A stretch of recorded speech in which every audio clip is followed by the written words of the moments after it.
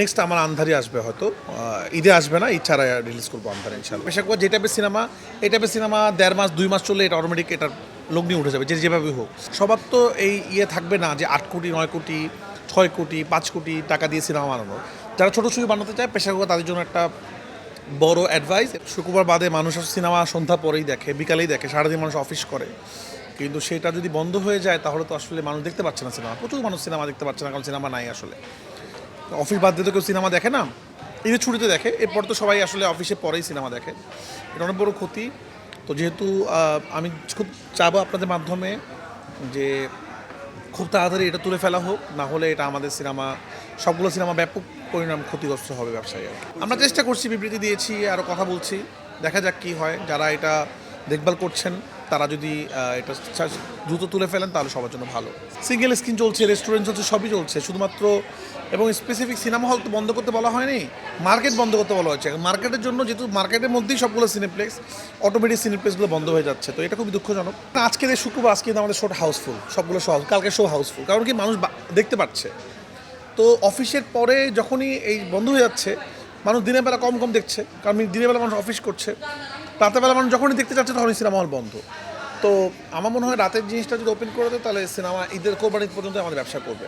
এত ভালো ভালো সিনেমা, এত ভালো ভালো ব্যবসা হচ্ছিল আমাদের, পুরো জিনিসটা একটা বড় ধাক্কা আমরা খেলাম আসলে। তো আমরা আরও পরে সিঙ্গেল স্ক্রিনে দিব, আমরা সিনেপ্লেক্সে এবং দেশের বাইরে মুক্তি পাচ্ছে। আজকে অস্ট্রেলিয়াতে শুরু হলো মুক্তি দিই, মাত্রই অস্ট্রেলিয়াতে দেখলাম সিনেমা শুরু হয়েছে হাউসফুল শোর মাধ্যমে। আজকে থেকে অস্ট্রেলিয়া, তারপরে আমেরিকা, কানাডা, ইউকে, তারপর হয়তো সিঙ্গেল স্ক্রিনে আমরা। প্রেশার কুকার আমি যে ভালোবাসা পেয়েছি, যেই রিভিউ পেয়েছি, এটা আমি অন্য কোনো সিনেমাতে পাইনি। মানুষ বলছে এটা আমার এখন পর্যন্ত বানানো ভালো ছবি, বেস্ট ছবি। এটা আসলে আমার উদ্দেশ্যটা ছিল অন্যরকম। আমি নর্মালি যেরকম সিনেমা বানাই, নর্মালি যে কমার্শিয়াল সিনেমা সেরকম সিনেমা এরকম না, এটা ব্যবসায়িক অ্যাঙ্গেলের সিনেমা না। তারপরে আমার একটা চ্যালেঞ্জ ছিল যে আমি ডিফারেন্ট টাইপের সিনেমা দিয়ে ব্যবসা করবো আসলে, এবং যেটা আমরা করতে পেরেছি অলরেডি। কারণ পেশা যে টাইপের সিনেমা, এই টাইপের সিনেমা 1.5 মাস 2 মাস চললে এটা অটোমেটিক এটার লগ্নি উঠে যাবে, যেভাবে হোক।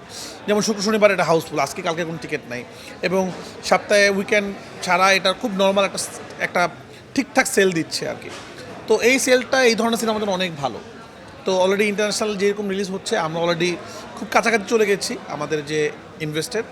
তো আশা করি প্রেশার কুকার খুব তাড়াতাড়ি আমরা ঘোষণা দিতে পারবো যে ব্যবসায়িকভাবে সফল একটা ছবি।